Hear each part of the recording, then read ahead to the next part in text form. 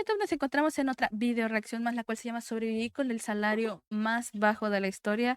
Todos los créditos respectivos van al canal de Bosquecraft, como de igual manera pueden encontrar en la cajita de descripción del video original para que vayan a apoyarlo. De igual manera todas las video reacciones serán en mi canal de Twitch para que me puedan encontrar en todas mis redes sociales como Sayalin Gel. Ahora sin más, empecemos. Voy a ser sincera, la primera vez que le piqué y miré este frame, sentí como que se estaba viendo un video de estos que se inspiran para hacer religiosos.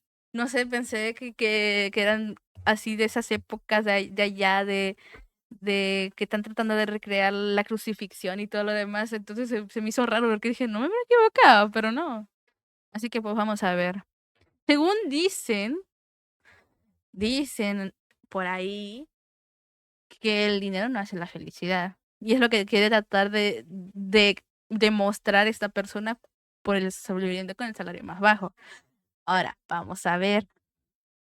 Piensa en esto, curras todo el día y al final de mes te pagan. Ese dinero normalmente se va en el alquiler, comida y si tienes suerte te queda algo para ocio y ahorrar. Pero ¿y si hubieses vivido hace 2000 años? Igual resulta que en esa época cobraban mejor que tú. En este vídeo vamos a viajar a 3 momentos de la historia. A la antigua Babilonia, antes de la invención de las monedas, cuando se pagaba. A ver, más que nada, es que muchos dicen, oye, es que actualmente ya te pagan más que lo que te pagaban antes. Les voy a corregir a mucha gente. Se paga más en números, pero no se paga realmente más. Se sigue pagando mismo o peor. Solamente porque actualmente cada vez en cada país, y más que nada en Latinoamérica, están aumentando los impuestos. Están aumentando... No, espérate. ¡Ay, se me fue la palabra! No fue impuestos, es la inflación. Entonces, claro, entre mayor salario tengas, todo lo canasta básica y todo lo demás cuesta más. Entonces, claro, la inflación es la que te hace pensar de que, oh, ahora gano más, pero no estás ganando más.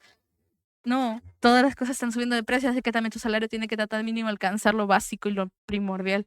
Pagaban cebada al Imperio Romano en su pleno apogeo y a la oscura Edad Media. Voy a coger el sueldo medio de una persona y familia de cada época y vamos a ver si comían bien, si tenían un techo o si vivían siempre al límite. Me llamo Naran y soy agricultor sin tierras propias en Babilonia. Vivo con mi Ok, mujer y 3 hijos 1750. en una aldea a las afueras de Larsa, no en la capital. Cobro unos 8 ciclos de plata al año y necesito que mis 3 hijos mayores trabajen para poder mantener a mi familia. Mi mujer se encarga de la casa y las tareas del día a día. En la antigua Babilonia, en los orígenes de la civilización, aún no se había inventado la moneda. Las familias sin tierra vivían básicamente de vender su trabajo y eran pagados en ciclos de plata y gures. Un ciclo era equivalente en peso a 8,3 gramos de plata, vaya, metal en bruto sin acuñar, y un gur a 252 kilos de cebada. Y para que os hagáis una idea, hablando de valor, un ciclo equivalía a un gur de cebada. Mis hijos ganan 4 ciclos de plata y entre los 4 juntamos 20,45 al año. Parte de mi salario viene en plata, pero también en cebada, y además nuestro arrendador habitualmente nos da raciones de cerveza, de pan, incluso de lana. Los ingresos y los precios en la antigua Babilonia están perfectamente documentados en cientos de tablillas de arcilla, con Ok. registros de pago, pero también en textos legales como el famoso Código de Hammurabi. Y gracias a estudios modernos que nos ayudan a interpretar los datos, os voy a dejar todas las fuentes en la descripción del vídeo.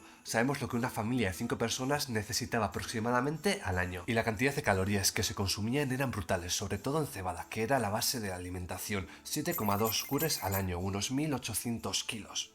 Gastarían 2,5 silos o harían un trueque en cebada en aceite de sésamo, que era esencial para la higiene, para la cocina o simplemente para hacer velas como iluminación a la noche. Un 32% del gasto, 5 ciclos, irían en lana, que como veis no era muy económica, pero muy importante para elaborar ropa. Y por último, para completar el coste de subsistencia, lo básico para vivir, comprarían algo de carne o queso, o en su equivalencia una oveja. Hasta ahora la familia ha gastado 15,7 ciclos, pero en el caso de que Naran fuera propietario de su casa, tendría la capacidad de ahorrar o gastar en ocio 4,75 ciclos, casi un cuarto de su salario anual. Pero también se podría dar el caso de Ok. que tuviese que alquilar su propiedad, y en base a 110 contratos que se han analizado de esa época, el coste medio de un alquiler era de 1,69 ciclos. A la familia aún le quedarían 3 ciclos, el 15% del presupuesto anual, que podría gastar en mejorar la casa, comprar mejor comida, alguna túnica o simplemente ahorrar. Sí, ahorro, pero si 15%, guardo plata ¿qué? sigue siendo plata años después. No hay forma de que trabaje por mí. De hecho, el interés existía, pero solo si debías plata. Hoy el plan es bastante distinto. Y aquí es donde entra Trade Republic, el patrocinador que conocéis en este canal. Es un banco que te ofrece IBAN español, que te deja hacer lo básico del... No. Lo peor es que no sé qué tanto es de anuncios. Creo que es aquí, ¿no? Gastaría su dinero sobrante. En el día a día los gastos diarios Ahí está. son significativos. Una parte se va en comprar ghee, mantequilla clarificada para completar la grasa. El aceite de sésamo no es muy cara, pero sí que necesaria. En caso de querer comprar una casa en una ciudad periférica como Putara, la casa promedio costaba menos de 9 siglos, algo realmente posible de obtener con muy pocos años de ahorro en comparación a hoy en día. Aunque si nos vamos a urbes más masificadas, como en el caso de la ciudad de Ur, una casa en buen estado podía subir a 25 siglos. Lo queráis o no, ser agricultor no estaba mal pagado, sino en la media. Pero en tiempos de crisis, con unas malas cosechas consecutivas, puede que tengas que buscar otro oficio. Un molinero ganaba Ok, 7,8 siglos de normal. plata al año, un constructor de casas de ladrillo 6,7 y un pastor 8. Con estos salarios la vida es estable, pero frágil. Al menos no pagamos impuestos directamente, pero algún vecino tiene que cuidar de sus mayores o demás hijos y el gasto ya sube. Veamos si avanzando 2000 años a la época del Imperio Romano, la vida del ciudadano mejora. Me llamo Lentus Eneres, nací en el norte de España, soy libre. Tengo una mujer, 2 hijos y un pequeño huerto. No soy rico, pero trabajo todo lo que puedo para sacar mi familia adelante. En Roma ya no se paga en cebada. Tenemos una economía plenamente monetaria. Hay salarios, hay precios y un mercado complejo. Cada moneda tiene su valor y usos. La de oro, el aerus, es la más valiosa. Esta tabla que he creado os puede servir de referencia, y aunque la equivalencia en euros no sea totalmente justa, nos ayuda a entender mejor el valor de cada moneda. Las Ok. compras del día a día se harían en ases, aunque curiosamente encontrar datos reales sobre los gastos diarios en el Imperio Romano es más difícil que en Babilonia. No por falta de documentos, sino por el caos monetario que atravesó el imperio durante siglos, pero sobre todo por la inflación que azotaba el territorio constantemente. Para confirmar este problema se puede usar un indicador bastante claro, la paga del ejército, y cada vez que subía el sueldo de los legionarios casi siempre coincidía con momentos de inflación. Se puede ver que antes del Ya siglo empezamos II la el imperio vivía una inflación. etapa bastante estable, pero a finales de ese siglo los precios en Roma pegan un subidón brusco, casi sin freno. Este descontrol seguramente está muy ligado al caos que dejó la peste antonina. Esta peste, que seguramente fue viruela o sarampión, se extendió por todo el imperio durante más de una década. Esto fue una barbaridad. Se estima que murieron entre 5 y Dios. 10 millones de personas, lo que suponía entre el 10 y el 25% de la población. Faltaban brazos en el campo, faltaban soldados en las fronteras y faltaban trabajadores en las ciudades. Roma no se derrumbó en ese momento, pero la economía dejó de ser estable. Los Damn. Bueno, lo normal de las enfermedades, las plagas, datazo. Aquí casi no sufríamos mucho de pestes o demás. Todo lo trajo Europa. Así que sí, toda la culpa lo tienen los europeos. Finalmente estoy educando. ¿Qué te pasa? Tu voz no es la suya, ¿no? Siento que no le pega cómo se mueven los labios. Probablemente sea de estos canales. Probablemente es uno de dos. O tal vez sí es su voz, nada más que quizás hay desfase entre el audio y el video. O todos esos típicos canales en inglés que están con voz de IA. Pero no se nota porque se notan los subtítulos porque los videos en inglés, los subtítulos no los tratan de poner en inglés todavía. Así que probablemente está desfasado. Los precios empezaron a descontrolarse y el dinero empezó a perder valor real. Años después, en el 301, No, sí sigue el lip sync de las palabras con la boca. Nada más que no lo hace tan pronunciado. Es una persona que pues no se le nota mucho la pronunciación de las letras o palabras. después de Cristo, se intentó frenar la situación. El emperador Diocleciano creó una de las fuentes más completas que tenemos sobre los precios en Roma. Un edicto que intentaba fijar los precios máximos y los salarios en todo el imperio. Y ahora diréis, genial, podemos saber el precio de cualquier alimento, objeto o servicio. Pues no. Hoy en día muchos artículos y estudios que intentan explicar los sueldos y los precios de Roma se apoyan en este documento. Pero el problema del edicto es importante. No mostraba una economía real, mostraba unos precios ideales que nunca se cumplían. Hemos visto que Ah, puta. Eran precios ideales que nunca se cumplían. Es como cuando el gobierno te dice, oh, nuestros salarios van a ser estos. Las empresas, te vamos a dar lo mínimo. Ándale que sí. La situación estaba descontrolada, existía un mercado negro enorme. Y sabemos que en la práctica esos precios nunca se respetaban. El edicto fue ampliamente ignorado y finalmente revocado. En el siglo I y II, por suerte, la situación es más estable. El Landus en Egues vive en el año 75 de nuestra era, a las afueras de Ituriza, al norte de Hispania. Actualmente se encuentra pagando una casa austera, pero con algo de terreno. Normalmente trabajo 150 días del año de jornalero, en obras, manteniendo caminos o donde haga falta. De aquí obtengo 150 denarios. En época de cosecha, cuando hay alta demanda, obtengo 80 denarios por 40 días de trabajo duro, pero esto no daría para mantener a mi familia. Tenemos un huerto junto a la casa, lo que nos ofrece alimentos. Mi esposa, además de mantener la casa y nuestros 2 hijos, se encarga de vender los excedentes en el mercado. Además de huevos, fruta y alguna Dios. tela que ella teje. Por este trabajo obtiene 75 denarios. Nuestro primogénito tiene 11 años, pronto será un hombre.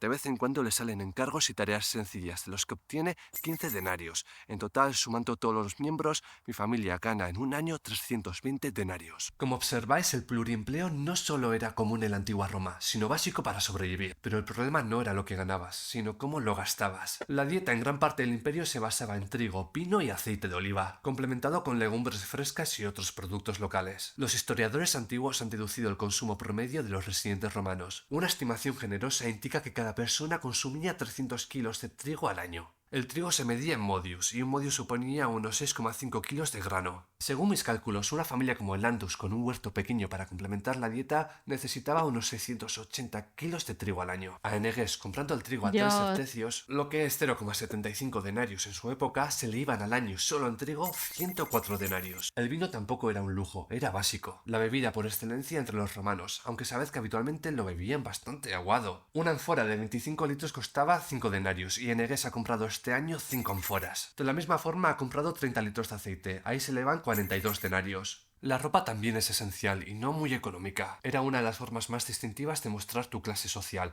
Una túnica normal y corriente podría costarte 3,75 denarios. Lo normal era mantenerlas, arreglarlas, que te durasen años, pero todas las personas tenían más de una túnica y para esta familia yo he calculado que van a necesitar comprar 3 en un año para sustituir prendas ya muy desgastadas. Otros 11,25 denarios que se van. Una parte de la carne venía de casa, tenían cabras para leche, gallinas para huevos y carne, pero aún así todos los años compran un cerdo por 5 denarios para celebraciones especiales. Realmente no hay muchos precios del mundo romano en este momento anotados en la historia. Partes de las fuentes que estoy utilizando son listas de la compra en modo graffiti encontrados en las ruinas de Pompeya que detallan los gastos de una familia humilde. Donde sí he tenido más problemas ha sido en el precio de la vivienda, apenas hay datos. Lo normal es que si una persona vivía en la ciudad se alojase en habitaciones pequeñas de insulae. Las insulae eran edificios de apartamentos de varios pisos que proporcionaban viviendas económicas para la clase trabajadora y pobre. Normalmente Como construidos de materiales muy baratos departamentos. y económicos, muy proclives a incendios o derrumbes, y que también disponían tiendas en la planta baja. Solo hay una única fuente del posible precio de estas habitaciones en esta época: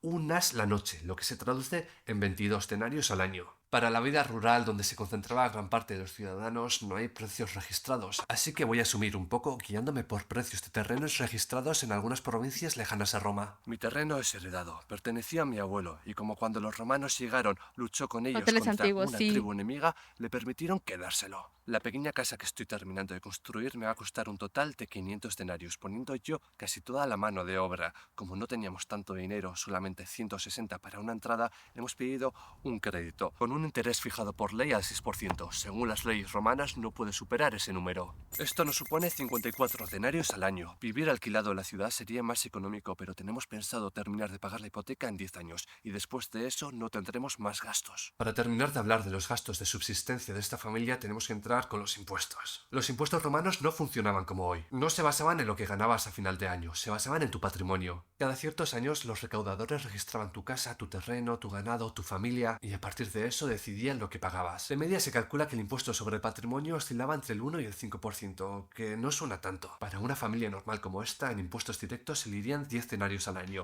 y tendrían que pagar otros 10 en peajes, tasas y pequeños pagos en el mercado. Teniendo en cuenta que la familia tiene un huerto para complementar la alimentación, sumando todos los gastos nos sale un total de 261 denarios, y a la familia le quedan unos 60 denarios de excedente. Pero algo que sabemos de la sociedad romana, aún en las clases bajas, es que era increíblemente material y la compra de bienes era muy común. ¿En qué podría gastar parte de ese excedente la familia? No compramos lujos, pero sí cosas que nos hacen la vida más llevadera. Pan blanco en vez oscura de vez en cuando, un vino mejor en ocasiones especiales o algún cuenco nuevo cuando el viejo ya no da más de sí.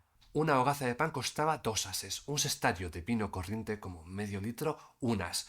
Una copa como esta podría ir a los 2 ases, un plato corriente, un as. Pequeños gastos cotidianos, pero constantes. Mandar a lavar la túnica costaba un denario. No era barato, pero un gasto asequible para todos. La ropa se usaba durante años y mantenerla limpia también era una forma de estatus. La entrada a termas públicas costaba un cuarto de as, por eso iban todos. No era ocio para la élite, era parte de la vida urbana romana. Las termas no son un capricho. Ahí hablas, haces contactos, te enteras de trabajo. Si no vas, no existes. Roma es una economía donde el dinero circula rápido, donde Dios, incluso una familia tan modesta puede social. permitirse gastar en pequeños placeres, en sociabilidad, en objetos materiales. No porque sobrara mucho, sino porque todo está pensado para que el dinero no se quedase quieto. Este excedente de 60 denarios no hacía el Antus Seneguesi a su familia rica, pero sí le daba algo muy romano, margen para elegir. Y en una economía antigua eso ya era una forma de poder. Cuando Roma cae, no cae solo un imperio, cae el sistema que hacía el dinero circular. Y en un principio, los primeros siglos, las monedas romanas se combinan con un trueque cada vez más fuerte. Para entender la economía medieval necesitamos un sitio donde el sistema sea legible. Y aquí viene mi decisión, Inglaterra. No porque el resto de Europa no sea interesante, no, justo lo contrario, sino porque todo el continente está bajo un caos monetario. Monedas que cambian de ley, de peso, de nombre, reyes que devalúan sin parar. En los reinos de Iberia, por ejemplo, la moneda es tan compleja que sería imposible explicar una historia clara. No hay una línea continua, hay zigzag. Inglaterra, en cambio, es una rareza medieval. Desde finales de la época sajona y sobre todo tras la conquista normanda, los reyes mantienen un control férreo sobre la moneda. No delegan la acuñación, no permiten sistemas paralelos y aplican una política clave, la renovatio monetae. Cada ciertos años todo el dinero del reino se retira y se vuelve a acuñar obligatoriamente. De esta manera el rey se aseguraba de que solo ¿Cómo? circulase dinero oficial, con el peso de la ley que él decidía. Sacaba de golpe falsificaciones, recortes y piezas desgastadas. En un mundo sin apenas bancos era la única forma de imponer autoridad monetaria. Ahora entendamos mejor la situación de los trabajadores. Enfrente tenéis a John. Vive en las Midlands inglesas, en las tierras medias, en el año 1250. No es un mendigo, no es un jornalero. Soy un Yardlander. Eso significa que tengo tierras bajo mi propiedad, unos 30 acres. Trabajo para mí y mi familia. No trabajo gratis para el señor, pero sí que anualmente tengo que pagarle una renta fija y unos impuestos. Los Yardlanders eran campesinos libres, tenían derechos sobre su tierra. Podían vender sus excedentes y elegir cultivos según el mercado. Pero no todos los campesinos eran así. También existían los villanos, campesinos dependientes ligados a la tierra del señor, que trabajaban varias jornadas del año gratis y pagaban la renta en especie. Según la época y el país, los campesinos libres eran más o menos comunes. Este año ha sido bueno, hemos recolectado 25 cuartos y medio de grano. Obviamente la iglesia se queda con el diezmo, pero después de los impuestos se nos han quedado aproximadamente 23 cuartos. El cuarto era la unidad de volumen que se utilizaba en Inglaterra. Damn. Tenían derecho de su tierra, imposible. Pues eran dueños, a eso se dedicaban. Valía 290 litros y en peso depende del grano, pero en torno a los 180 a 200 kilos de trigo, pero John no se lo come todo. Con un cuarto pudo alimentar a su familia, compuesta por su esposa y 4 hijos, durante mes y medio, además de suplementar el ganado. Anualmente se quedan con 10 fanegas para uso propio, pensando en el invierno también. 6 fanegas las guarda como semillas. Si se las come, el año que viene no hay cosecha. Las 7 que quedan las vende en el mercado. Como beneficio les ha sacado 1,5 libras al año, o mejor dicho, 360 peñiques. Una de las facilidades de estudiar la economía financiera en Inglaterra es la sencillez del sistema monetario. Durante siglos se usaron peniques de plata para las compras del día a día. También existían las libras y chelines, aunque más comunidades de cuentas. 240 peniques hacían 1 libra y 12 peniques un chelín.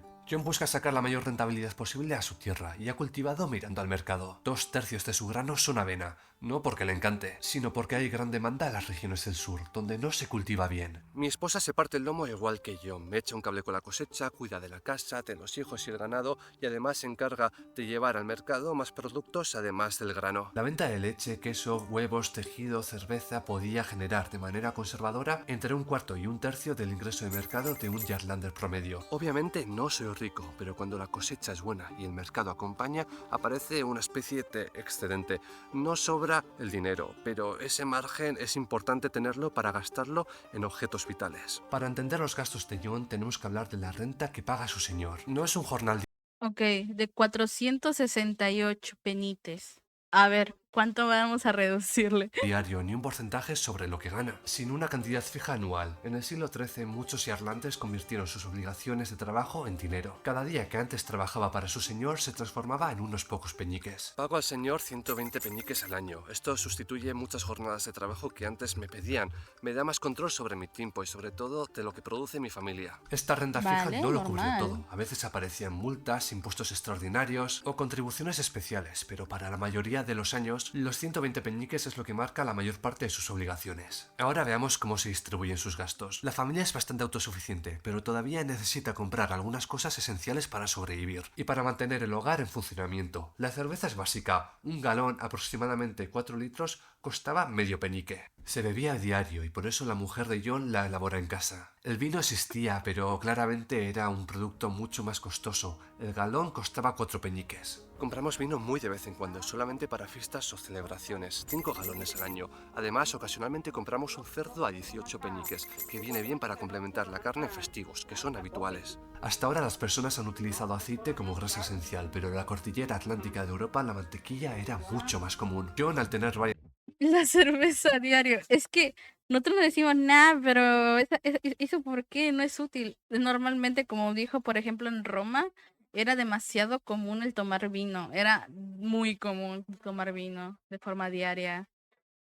Y pues eso va muy ligado a lo social, ¿no? Porque antes eran como que en las épocas eran demasiado sociales y mismo como lo dijeron hace ratos, hay muchos que depende de lo social para saber dónde hay trabajo, para saber ofertas y demás. O sea, todo se maneja así que normal. vacas es capaz de producirlo, lo que supone un ahorro de dinero. Lo que sí necesitan comprar es sal para conservar alimentos o elaborar quesos. También intentan comprar de vez en cuando, sobre todo para días religiosos, pescado seco o salado. En estos extras de alimentos es posible que gastasen 40 peñiques al año.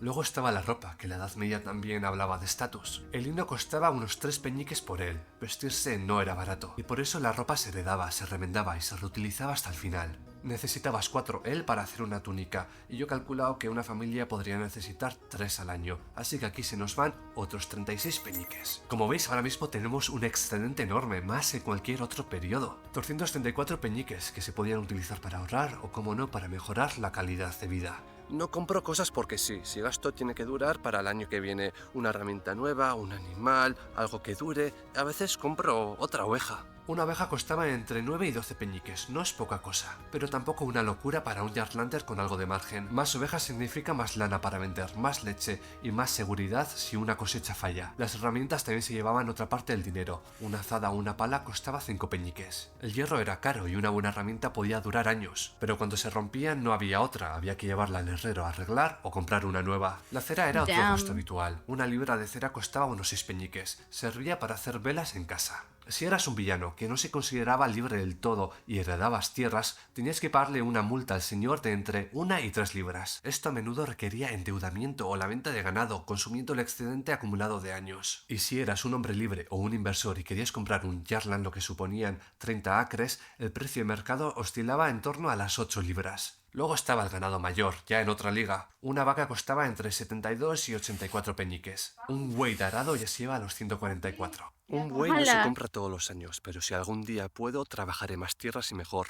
Eso lo cambia todo. Y en estas pequeñas cosas fácilmente se le iba el excedente a John. Pequeñas mejoras que le hacía más fuerte para el próximo invierno. Y además de sus obligaciones económicas y agrícolas, los ciudadanos libres también tenían responsabilidades relacionadas con la defensa de la región. Como Jarlander no estaba excepto de la participación en la milicia local en caso de conflicto. Esto podía implicar el deber de servir en guardias temporales, hasta contribuir con armas o caballos si el señor local necesitaba reforzar su ejército. La guerra no era algo constante, pero sí un factor a tener en cuenta para el campesino. Después de este viaje la tentación es clara, mirar los números de hoy en día y decidir quién vivía mejor, pero la historia no va de eso. Naran, Elandus o John no vivían en mundos mejores o peores, sino en mundos mucho más frágiles. Un año malo podía borrar décadas de esfuerzo. Hoy en día eso no es tan habitual, pero no imposible. Si miramos los datos actuales, según el INE, el ingreso medio de un hogar en España ronda los 77.000 euros anuales. De esos ingresos, el gasto medio anual se sitúa en el hogar en torno a Dios. los 34.000 euros. Y como hace miles de años, el dinero se va siempre a lo mismo. Eso sí, la comida hoy en día supone un porcentaje mucho más pequeño del gasto,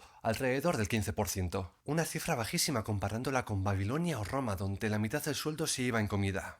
La vivienda, en cambio, se ha convertido en el agujero negro de la economía moderna, familiar y unipersonal. La casa en el pasado era importante, cómo no, pero la situación que estamos viviendo hoy en día, realmente con los precios que hay, cuesta explicarlo. La ropa que durante milenios supuso un gasto enorme, hoy ha quedado en residual, aunque hoy en día compramos más que nunca sin necesidad a precios tirados y objetos que no son de calidad. Y lo interesante queda al final, el margen, y en España el hogar medio apenas consigue ahorrar el 8% de los ingresos, unos 3.000 euros. Y sé que los datos que he sacado, los gráficos que he creado de ¿Qué? la Edad Media, de la antigua Roma, de Babilonia, hay que cogerlo con las pinzas, aunque sean los únicos datos que tengamos, los más fiables, pero no explican del todo la situación de ese momento, explican algo que se recogió, pero es que hoy en día parece que estamos ahorrando incluso menos que ellos. No quiero quitarle peso que en muchos apartados hoy en día vivamos mejor. Ojo, hace siglos con la mortalidad infantil. Si utilizamos correctamente A ver, claro, también en las épocas de antes habían demasiadas enfermedades y los servicios médicos estaban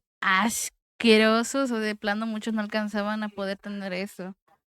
O como tal, los avances de médicos no serán como decentes a lo que es ahora, así que comprensible en ese aspecto. la información que tenemos a nuestro alcance, estamos más sanos, vivimos más años que antes. Diría que tenemos más seguridad a largo plazo, pero eso no nos quita que nos hayamos vuelto completamente dependientes al sistema. Y si esto llega a fallar en un futuro, esperemos que no, habremos perdido muchas herramientas necesarias para poder vivir bien. Dicho esto, muchos de vosotros sabéis que llevo mucho tiempo buscando casa en pueblo, caserío, y realmente es triste cómo está la situación. Me he encontrado muchas cosas interesantes, ridículas, casas sin sentido, y el tema de los precios es de loco. Tengo muchas ganas de haceros un vídeo contándoos la situación, explicándoos lo que estoy haciendo y lo que estoy buscando para ir a vivir al campo. Así que estar atentos, suscribiros al canal porque dentro de poco os traeré ese vídeo. Ya por lo demás, no olvidéis ir a la descripción o al comentario final. ¡Ojo! ¡Qué cool! Ay, pues sinceramente, como él dijo, pero pues bueno, hay pros y contras al respecto de los salarios, de por qué ahora se ahorra menos y se gasta más de lo que se gana. Pero pues también estamos en una situación totalmente distinta a comparación de antes. Y vaya la redundancia, puedes investigar que también el pues las personas tenemos más más longevidad de vida a comparación de de las épocas anteriores o antes de Cristo también, como en Babilonia. O sea, ¿por qué sos Teria? ¿Qué te importa? O sea, pero sí, eso, así que entendible todo eso. eh, Probablemente en un futuro todo siga subiendo, como ya voy a decir, actualmente la vida, todo va en inflación y realmente no es que te paguen más, sino te pagan correspondiente para poder sustentarte de la vida. Así que, cuestiones.